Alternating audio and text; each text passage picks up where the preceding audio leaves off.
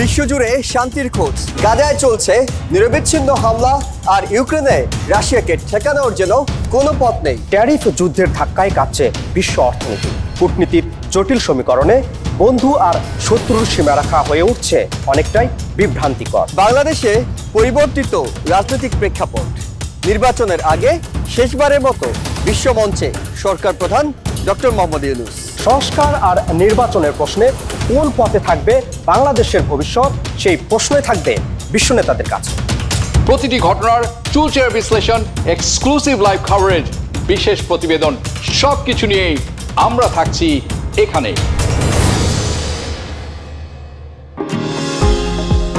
New York থেকে সম্প্রচারিত TVN 24 television, বিশ্বজুড়ে বাঙালির কণ্ঠস্বর।